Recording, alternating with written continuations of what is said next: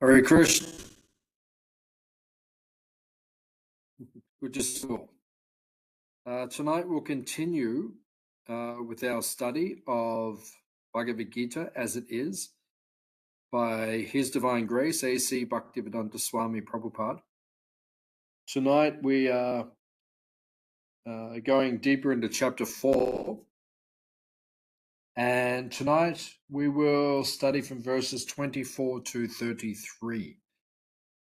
So, as we've mentioned in previous classes, this chapter is called Jnana Yoga, which means transcendental knowledge. Knowledge of how to act on the spiritual platform. Krishna states within the Bhagavad Gita that this knowledge of how to act on the spiritual platform is the best of all knowledge. There is no better knowledge than how to act on the spiritual platform, to understand the difference between matter and spirit. So this is what Krishna is focusing on. And he's teaching Arjuna and all of us how to act in this world with knowledge so that our activities become fully spiritualized. So we'll continue tonight. We'll begin with verse number 24. And if you have any questions or any comments as we go, please ask.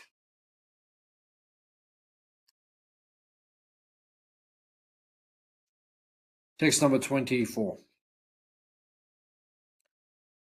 A person who is fully absorbed in Krishna consciousness is sure to attain the spiritual kingdom because of his full contribution to spiritual activities, in which the consummation is absolute and that which is offered is of the same spiritual nature.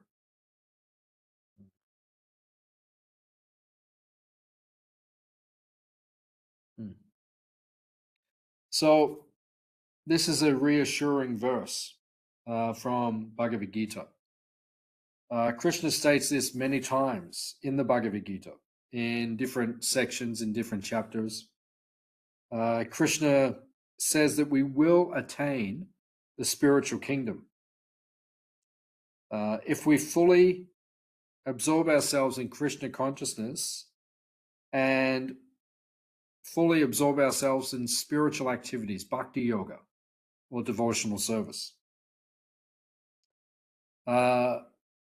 He describes it in this verse. Krishna says that when you perform bhakti yoga or devotional service, devotional activities which are offered to Krishna, even in this world, they become spiritualized. They are not ordinary activities, right? They are spiritual activities, right? And they purify us.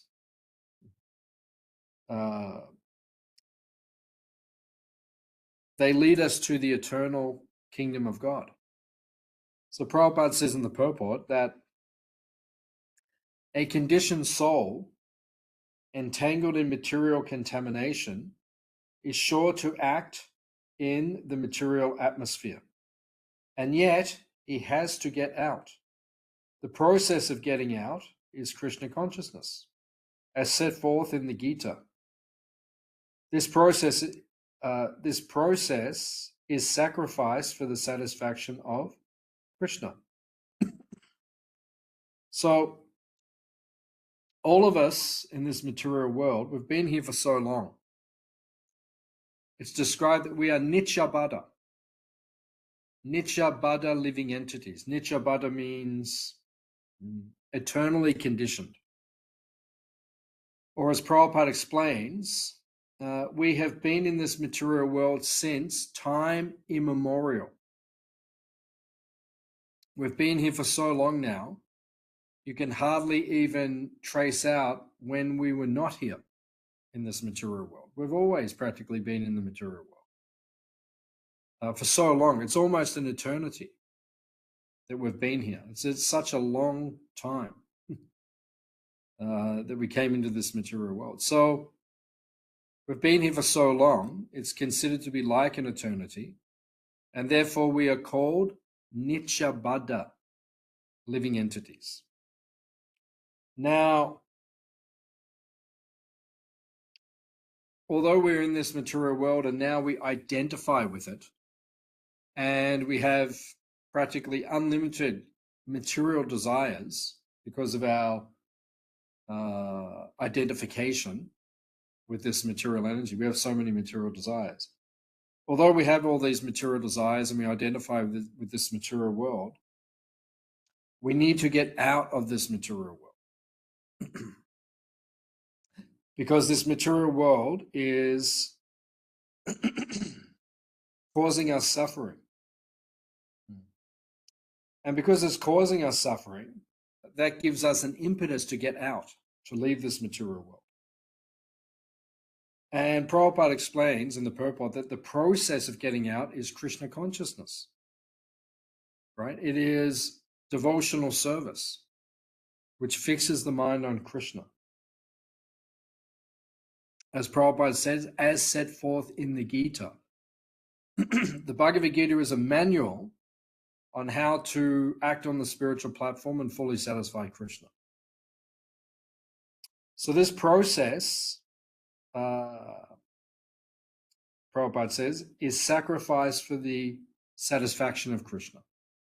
Jagya, the word jagya means sacrifice. We must sacrifice to please Krishna. Right? That is jagya. Right? We have to sacrifice to please him.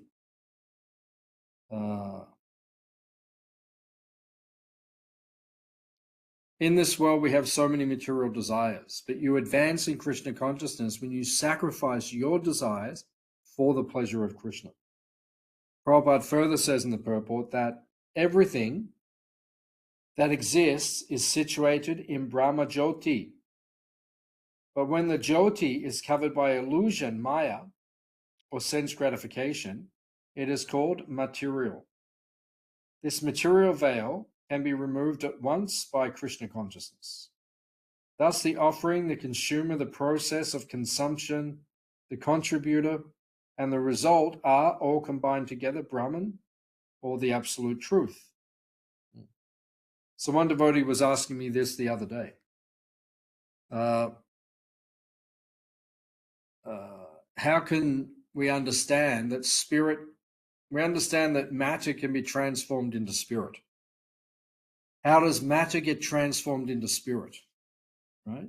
Matter, when we engage this material energy in Krishna's service, the material energy becomes transformed into spiritual energy. It's actually spiritualized. Prabhupada gives this simple, the nice example. You take an iron rod, you put it into the fire. When you take the iron rod out of the fire and you touch it to something, it burns. So it acts like fire. It's been transformed. So this material energy, when we use it in the service of Krishna, it becomes transformed. Right? And then it's no longer considered material. It is spiritualized. It is spiritual energy.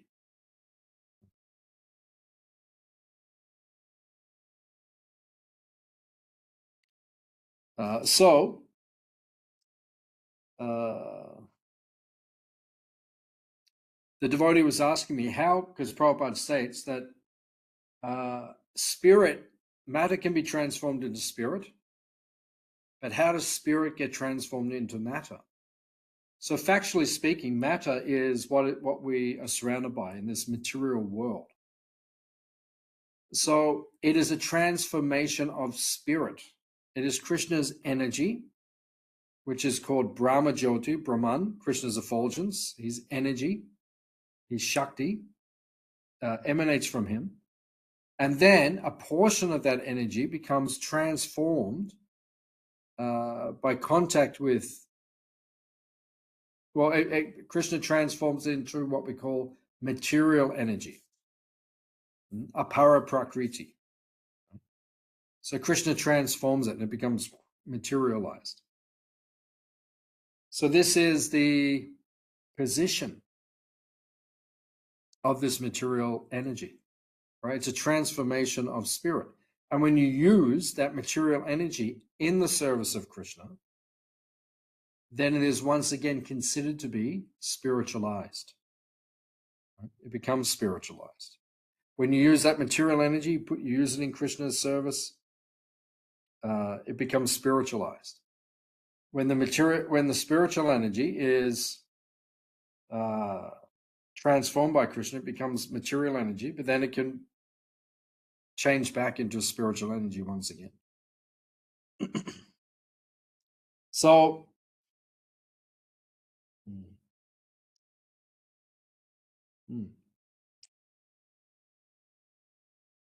so Prabhupada says in the purport that the offering, the consumer, the process of consumption, the contributor, and the result are all combined together, Brahman, or the absolute truth.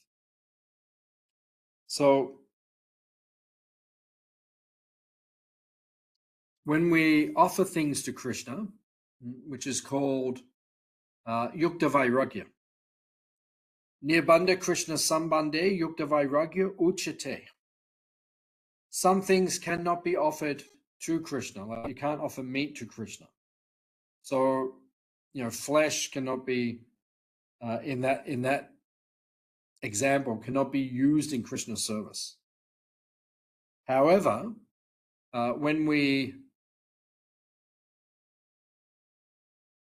most things can be used in Krishna's service. That's called Yukta Vairagya. Right? It means the material energy being used in Krishna's service to purify. That's called Yukta Vairagya. Okay. Text number 25.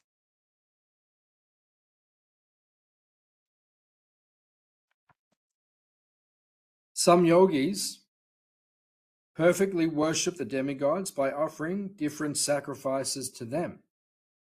And some of them offer sacrifices in the fire of the Supreme Brahman.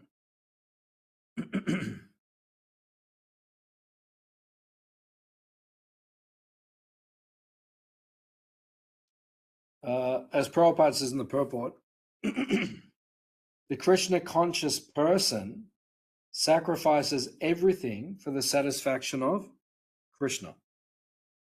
And thus, all his material possessions, as well as his own self, everything is sacrificed for Krishna.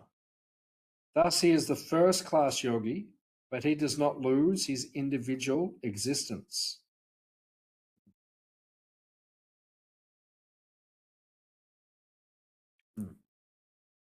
So this is the point. Krishna is speaking about how performing yajna or sacrificing something in the service of Krishna purifies our consciousness. It's called Yukta Vairagya.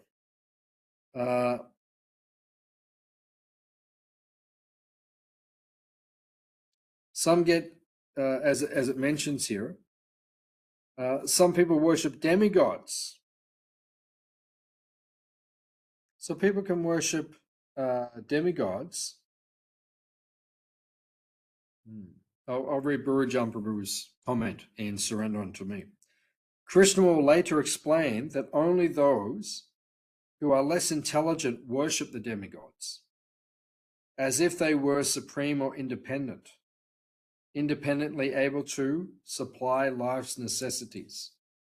So, some people worship the demigods. They like to worship the devatas. But a devotee understands that they cannot, when you worship a demigod, if you worship it separate from the demigod separately from Krishna, the demigod cannot independently reward you your desires. Their power, their potency comes from Krishna. So for a devotee, we go straight to Krishna. We worship Krishna himself as opposed to demigods. We only worship demigods, offer them respect in relation to Krishna. That's all. So,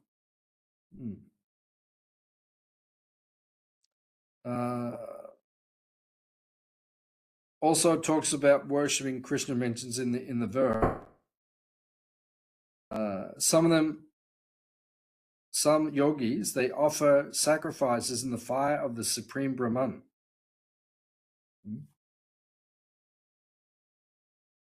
So some yogis, that their goal is to realize Brahman.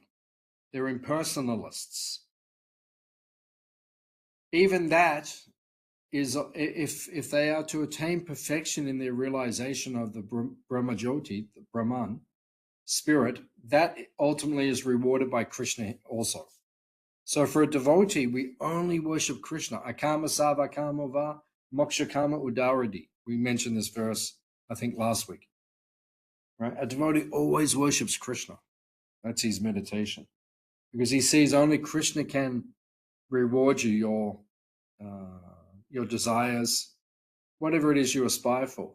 Go to Krishna, because only he ultimately can reward these things. Prabhupada then says different categories of sacrifice by different types of performers only superficially demark varieties of sacrifice. Sacrifice means to satisfy Vishnu, Jagya. All the different varieties of sacrifice can be placed within two primary divisions: sacrifice of worldly possessions and sacrifice in pursuit of transcendental knowledge.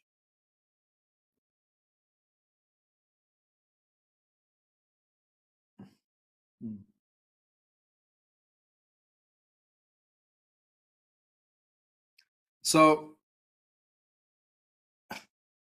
if you want to attain perfection in anything you do, it requires sacrifice, even materially.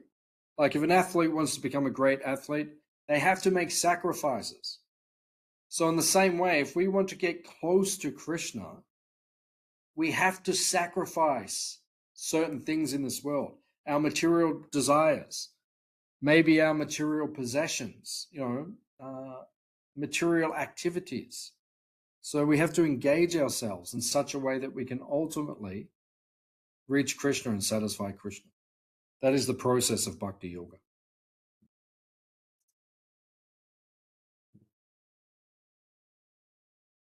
Okay, text number 26. Some, the unadulterated brahmacharis, sacrifice the hearing process and the senses in the fire of mental control. And others, the regulated householders, sacrifice the objects of the senses in the fire of the senses.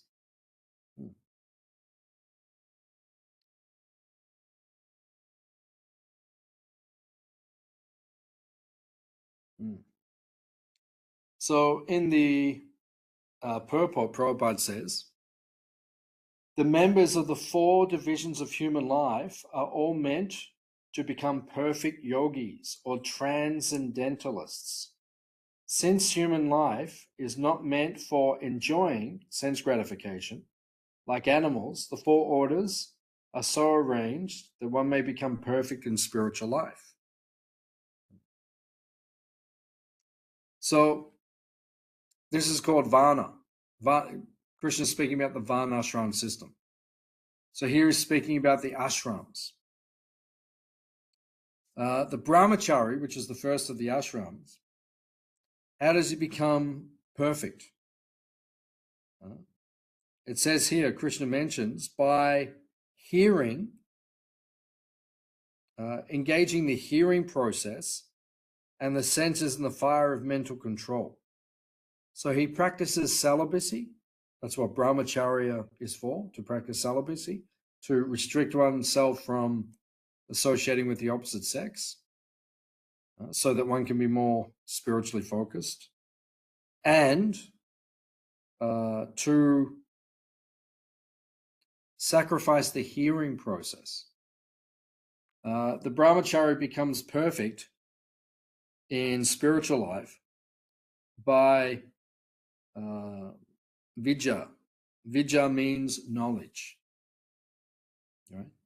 by knowledge, by cultivating knowledge, by studying the Shastra, the scriptures, the brahmachari becomes purified. He has more time to dedicate to that because he is not engaged with dealings with the opposite sex, which take up a lot of time. You know, when you have a wife, a husband, a partner, it takes up a lot of your time.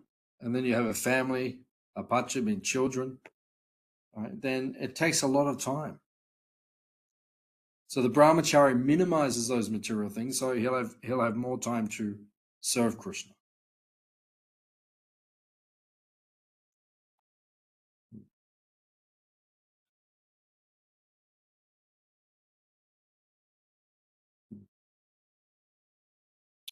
So Prabhupada says in the purport that the brahmacharis, under the care of a guru, control the mind by abstaining from sense gratification. A brahmachari hears only words concerning Krishna consciousness. Hearing is the basic principle for understanding, and therefore the pure brahmachari engages fully in Harinam Anukirtanam, chanting and hearing the glories of the Lord. He restrains himself from material sounds and he hears Hare Krishna, Hare Krishna. That's how a brahmachari becomes perfect. Then Prabhupada explains about the householders, the grihastas. All of us fall into that category. We're householders or grihastas. Prabhupada says, the householders who have some license for sense gratification perform such acts with great restraint. This restricted, unattached sex life is also a kind of yajna because the restricted householder sacrifices his general tendency towards sense gratification for higher transcendental life.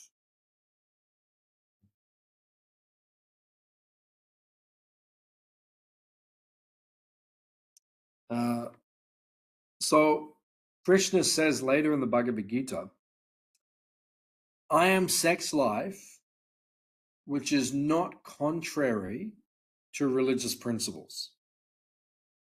Right? Krishna says, I am sex life, which is not contrary to religious principles.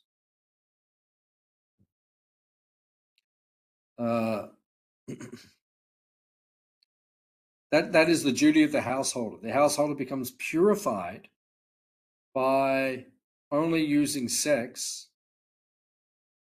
to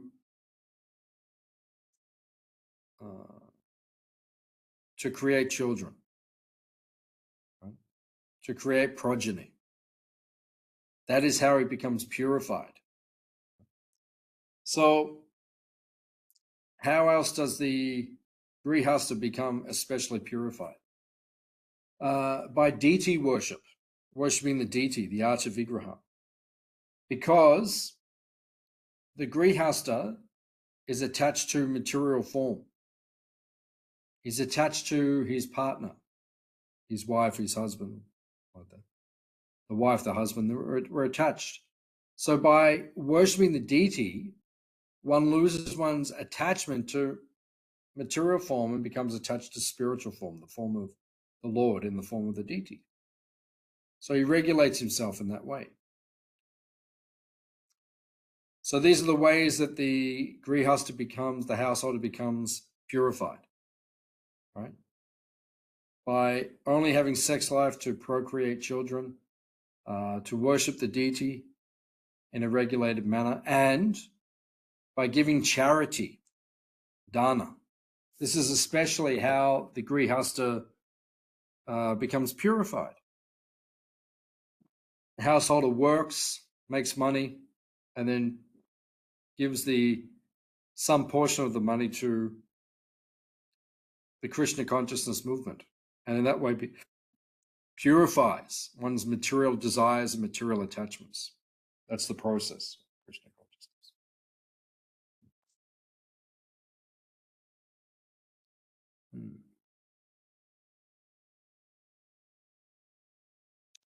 Text number 27. Others who are interested in achieving self-realization through control of the mind and senses offer the functions of all the senses and of the life breath as oblations into the fire of the controlled mind.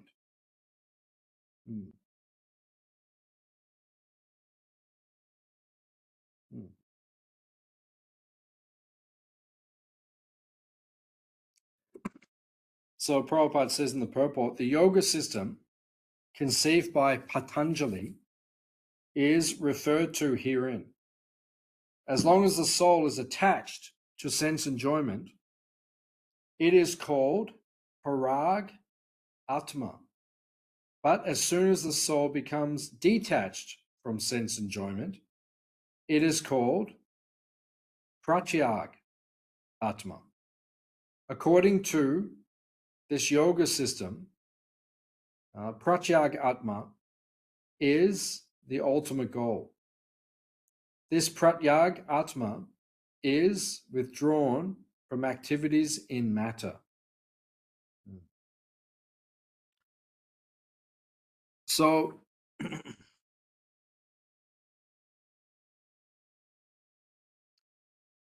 what's being spoken of here is the path of the yogis who follow Patanjali's system of Ashtanga yoga.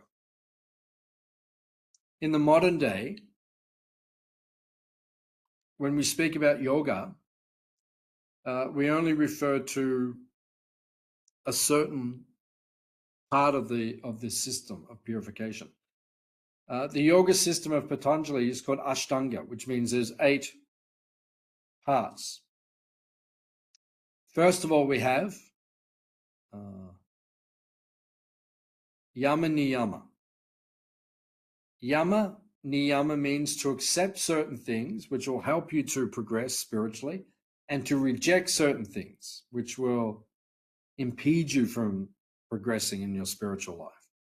That's called yama and niyama, right? Both of them. So if we're going to follow this system of yoga, we have to follow all the yangas, not just the next part. And then after yama and niyama, you accept and reject certain things. Then there is what we call asana. Asana means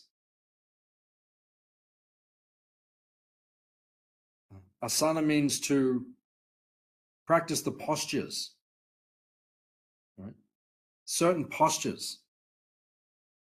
The reason that we practice the postures, what we in the modern day we call this yoga. You know, you go to a yoga class, like you go past. Today I went past yoga schools. You know, you see in Geelong, oh, there's this yoga school, that yoga school, where people practice yoga. This yoga is simply,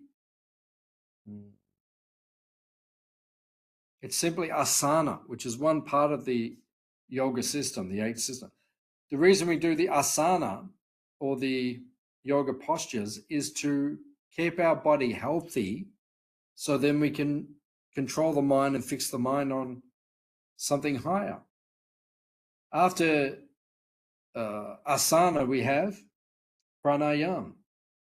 Pranayam means you control your breathing, because when you regulate the breathing, then you can also fix the mind, and you can prolong your life and live in a very healthy way. So after that, after yama niyama asana pranayam, then we have pratyahara. Pratyahara means I withdraw my senses from the objects of the senses, which is part of the yoga practice. And then we have dharana, dhyana, and samadhi, which are 3 levels of deep meditation in the yoga process. Samadhi is the final step where we fully fix our mind on Krishna without deviation. So as devotees, we don't practice the Ashtanga yoga process. We practice the Bhakti yoga process, which leads to exactly the same destination, but it's much easier. Instead of having to meditate and do all this austerity and sense of mind control, you just serve Krishna, and then your mind automatically thinks of Krishna. So that's how we practice. That's what Krishna ultimately recommends in the Bhagavad Gita.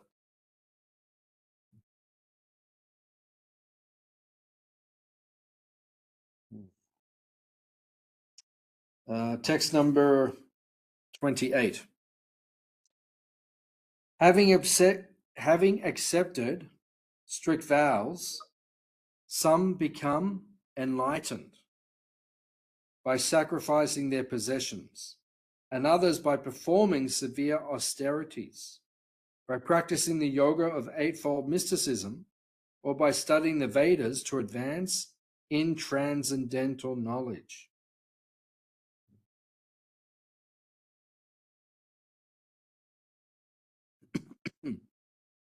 Srila Prabhupada says in the purport, all these yogis are faithfully engaged in different types of sacrifice for a higher status of life.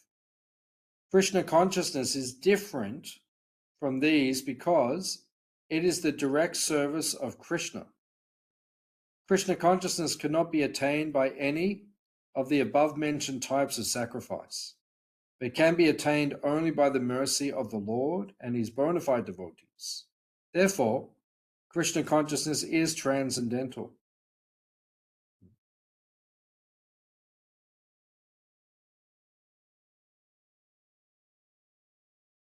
So as Prabhupada points out, that the path of bhakti yoga, which is ultimately what Krishna is recommending in the Bhagavad Gita, it is the direct service of the Lord. It is different from these other processes. And by doing it, by performing bhakti yoga, you will get what everyone else receives. Right? What everyone else is working hard to experience, you will automatically get. The goal of all the other yoga processes is automatically achieved by a bhakti yogi, a devotee of Krishna, a Vaishnava. So that's why we don't concentrate on these other systems which Krishna is mentioning in the Bhagavad Gita. At the end of the Bhagavad Gita, Krishna's final instruction is Savadamam Parijatya. Reject all of these other processes. Mam ekam sharanam vraja, and surrender unto me alone.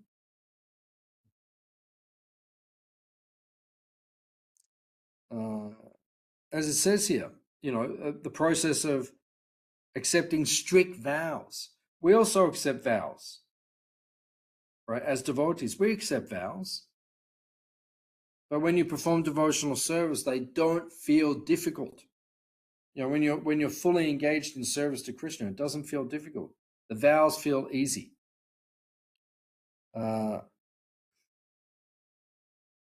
Some become enlightened by sacrificing their possessions, right? Like a sannyasi or a brahmachari, they don't have material possessions. They focus themselves on serving Krishna. And then others by performing severe austerities.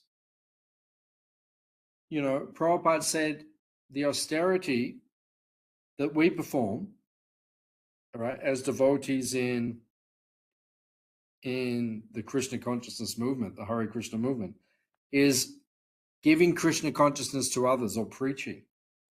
Prabhupada said this is our tapasya or austerity in this age of Kali. We don't have to do all these other activities.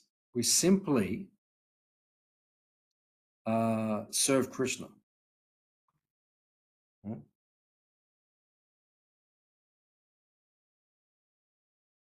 We simply engage in serving Krishna.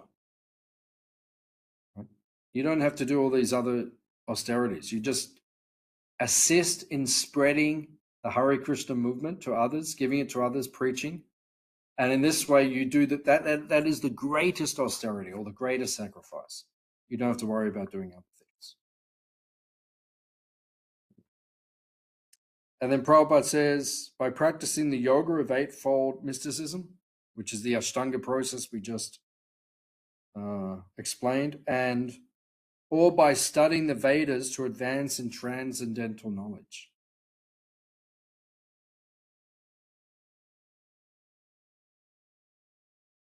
You don't have to study all the different Vedic literatures. You just study the essence of the Vedas, which is the Srimad Bhagavatam. Even the Bhagavatam is enough for people in Kali Yuga. I mean, there's 18,000 verses there. Even some devotees struggle just studying Bhagavatam. You don't have to worry about everything else.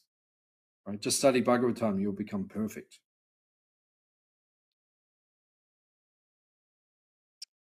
Text number 29. Still others who are inclined to the process of breath restraint to remain in trance practice by offering the movement of the outgoing breath into the incoming and the incoming breath into the outgoing, and thus at last remain in trance, stopping all breathing. Others, curtailing the eating process, offer the outgoing breath into itself as a sacrifice. So, a Krishna conscious person, Prabhupada says in the purport, being always situated in the transcendental loving service of Krishna, automatically becomes the controller of the senses. At the end of life, he is naturally transferred to the transcendental plane of Lord Krishna. So we don't have to perfect these breathing exercises, which is part of the yoga system, pranayama. You know, it's not our process. We just engage in Krishna's service. Prabhupada then says in the purport that the intelligent yogi is interested in attaining perfection in one life without waiting for the next. The practice of reduced eating is automatically done when one eats only Krishna prasadam. Reducing eating is very helpful in the matter of sense control. And without sense control, there is no possibility of getting out of the material entanglement. So if you eat in a regulated way, you only eat prasadam and you eat simply, it'll be much easier to control your mind and senses and to advance in Krishna consciousness.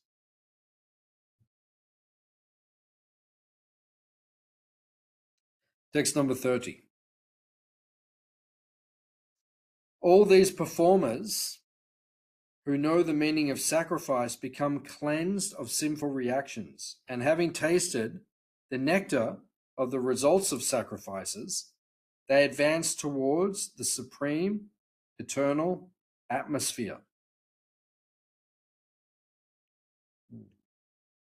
Srila Prabhupada says in the purport that from the foregoing explanation of different types of sacrifice, karma and jnana yoga,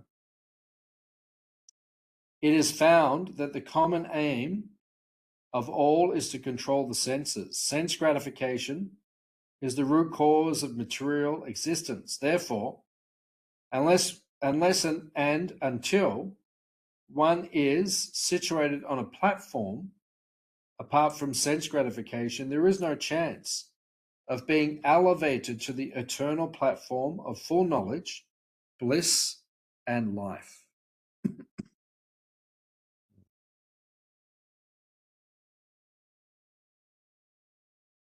So the emphasis here in Prabhupada's purport and in the verse, it is describing sense control. Vacho vegan, manasa krodha vegan, jiva vegan, udaro pasta vegan, etan vegan vishaheta dira, savam apimam pritivim shishat. One has to control these urges. Right? If you can control these urges, you become a Goswami. And when you become a Goswami, a master of the senses, the mind and the senses, then you can advance quickly and rapidly in Krishna consciousness. So we need to learn to control the mind and the senses.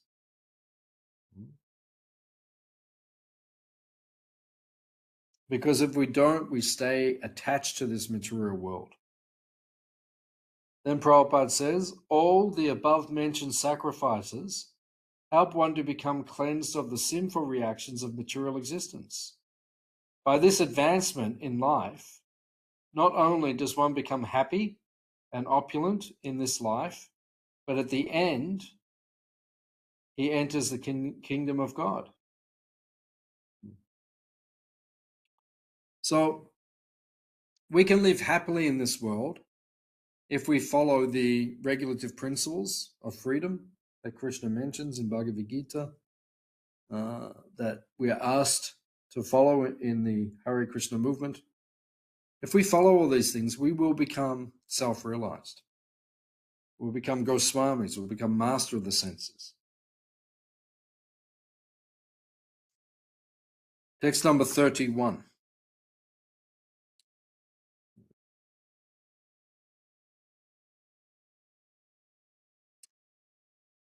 O best of the Kuru dynasty, without sacrifice one can never live happily on this planet or in this life. Then what of the next? And then Prabhupada says in the purport, ignorance is the cause of sinful life, and sin is the cause of material existence. The human form is the only loophole by which one may get out.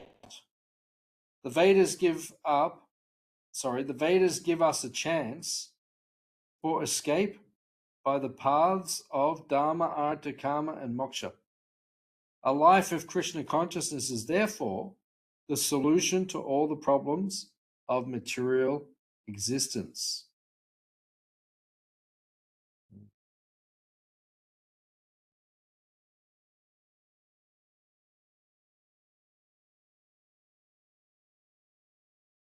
So,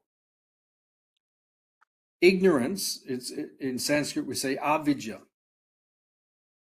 Avidya means ignorance. When we're ignorant, we have material desires. We identify with the material body. And we have so many material desires which come from this material mind and body. And then we act on them, and then we cause our negative karma, and then we become implicated or bound in this material world. So we have to cut the ignorance of this material world. How do we cut the ignorance of this material world?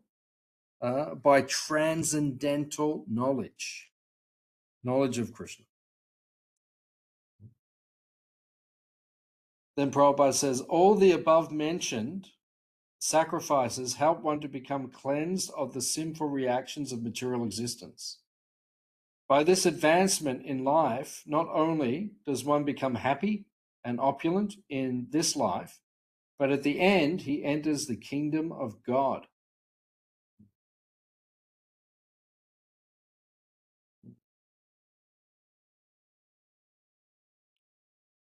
So text number 32. All these different types of sacrifice are approved by the Vedas, and all of them are born of different types of work. Knowing them as such, you will become liberated. So Prabhupada explains in the purport. Different types of sacrifice are mentioned in the Vedas to suit the different types of worker, because men are so deeply absorbed in the bodily concept. These sacrifices are arranged so that one can work either with this body, mind, or intelligence. But all of them are ultimately for liberation. So,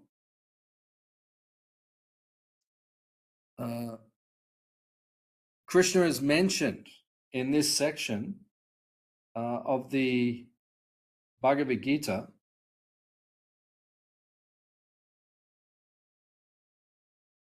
that there are different types of sacrifices. So why are we giving different types of sacrifices? Because everyone's different. Everyone has different conditioning. So for one person, they'll become purified in this way. Another person, they'll become purified in that way. But ultimately, doesn't matter what our different natures are, we have to use our nature in the service of Krishna, and then we'll become fully purified and satisfied. And then the last verse for tonight, text number 33. O chastiser of the enemy, the sacrifice performed in knowledge is better than the mere sacrifice of material possessions. After all, O son of Pritha, all sacrifices of work culminate in transcendental knowledge. And then Prabhupada explains, the purpose of all sacrifices is to arrive at complete knowledge, then to gain release from material miseries, and ultimately to engage in loving transcendental service to Krishna.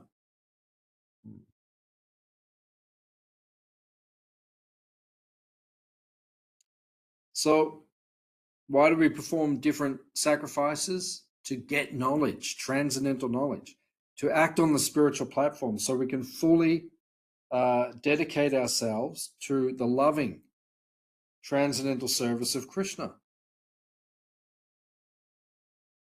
So we need to purify ourselves, and then we'll get to the platform where we can serve Krishna purely. Without the elevation of knowledge, sacrifices are simply material activities and bestow no spiritual benefit. So that is the potency of studying Bhagavad Gita. Why do we study the Bhagavad Gita? So that by study of the Bhagavad Gita, we can learn to make all of our activities in this world spiritual and to connect them to Krishna so that we, at the end of this life, we can enter into the kingdom of God, which is the goal. So I'll stop there. Are there any questions or any comments about anything that we discussed tonight?